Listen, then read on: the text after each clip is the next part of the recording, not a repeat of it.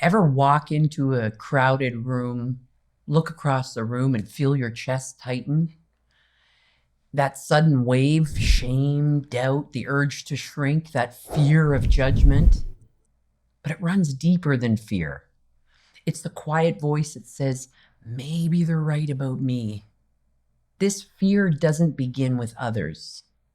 It really begins with the cracks we carry inside of ourselves, the old stories, the old wounds that we're still bringing to mind, and they're still whispering. We're still thinking about them.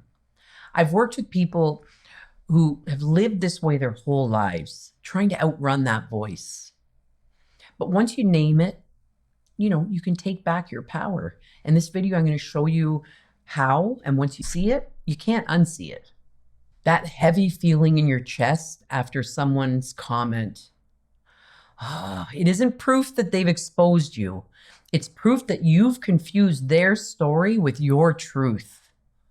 When people judge, they're not holding up a mirror to you. They're holding up a mirror to themselves.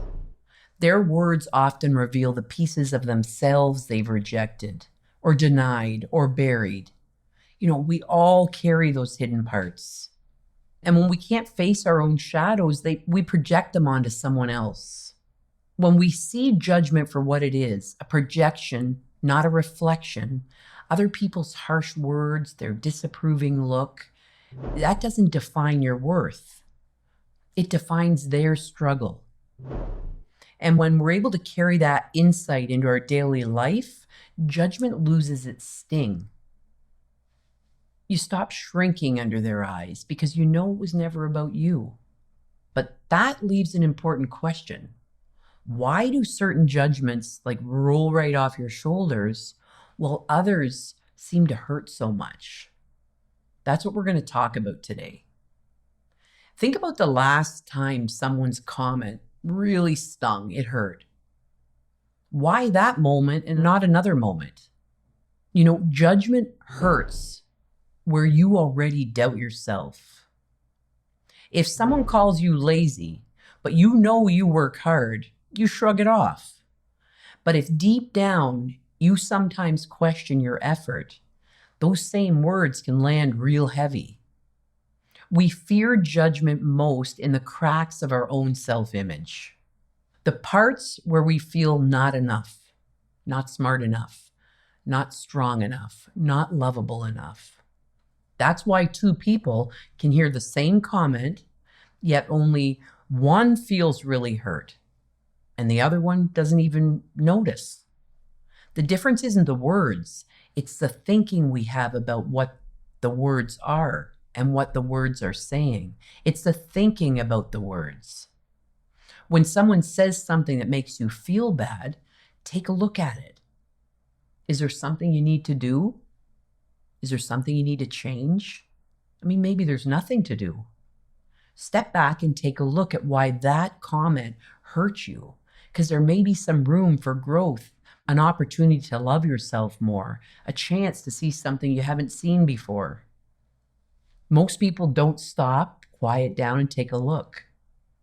Instead, they try to patch their insecurities by chasing perfection or being someone they're not, pleasing people, working harder, doing more, believing that this will protect them from judgment. But that often makes the problem even worse.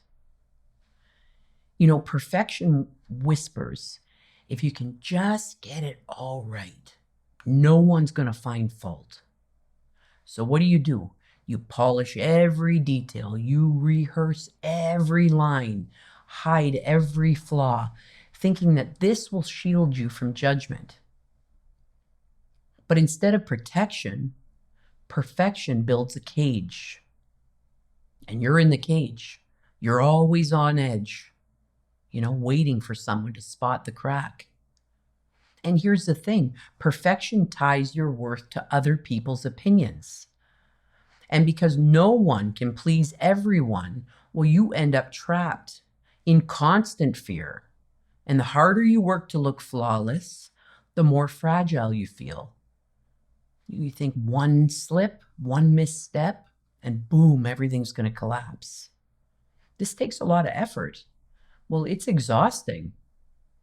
I know because I've been there myself. And what I've come to understand is that the happiness, the love, the freedom, the peace of mind I was searching for from everyone else is right here, right inside of me. Now, what this has done for me is incredible. I just get to be me, ordinary, regular me. I don't feel nervous in a room of people I don't know or in a new situation. I don't feel like I have to act differently depending on who I'm with, or I don't feel like I have to say the right thing. I can just really enjoy life. I do the best that I can each moment, and that's it. It really is freedom. It's not freedom from never making mistakes, because I make mistakes. It's freedom from dropping the need to perform, from knowing that flaws don't make you unworthy, they make you human. And when you stop chasing perfection, you stop giving fear more fuel. And that's why you feel lighter, the weight lifts, you breathe easier, you show up as yourself. And the funny thing is, people connect with you more when you're just being you than when you're polished and trying to be something else. But to make this kind of stick, there's just one other thing I'd like to share, is learning how to build a kinder, steadier relationship with yourself. I think that at the root of fearing judgment of others lies an innocent lack of understanding that you are love, you are happiness, you are resilient, you are kind. There's nothing to fix. It's kind of a trust in yourself and an acceptance of yourself. You have human frailties. We all do, and that's okay. You've made mistakes, and you did the best that you could at that time. You're open to seeing something new, changing and growing and learning. I think that the more judgments we have on ourselves, the more we feel judged by others.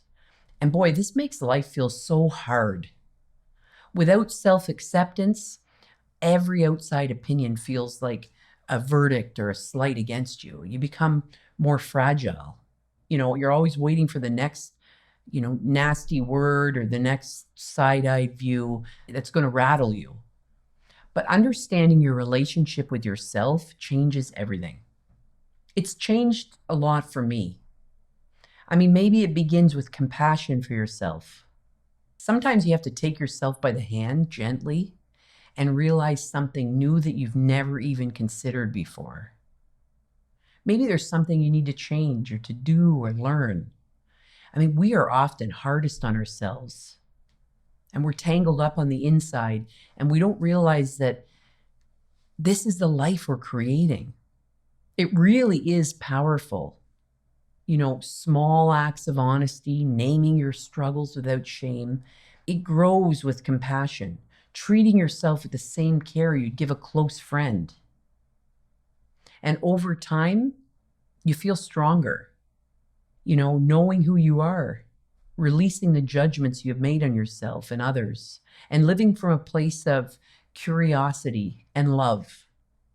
Here's something I've learned in my own life as I deepen my understanding of how our human experience is created.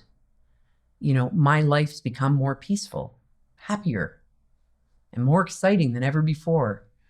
I don't fear and think about, what do you think about me? Instead, I ask, what are you up to? I get curious with people and interested in who they are, and it's fun. I mean, that shift frees you from living in fear of judgment to a place of wanting to connect and get to know a person. And it isn't about becoming perfect. It's about embracing the full, messy human you with space to grow, nothing to prove. And that kind of freedom doesn't just change how you feel inside, it transforms how you connect with others. Which brings us to the next question. If talking more doesn't bring closeness, what truly does? You've seen how fear of judgment loses power as you begin to look inside. But people often get stuck after they stop shrinking under others' opinions. They still feel pain and distance from the people they love. You know, the talking and the trying is pushing them further and further apart from all the people that are most important to them. That's what we're going to talk about in the next video. Enjoy your day.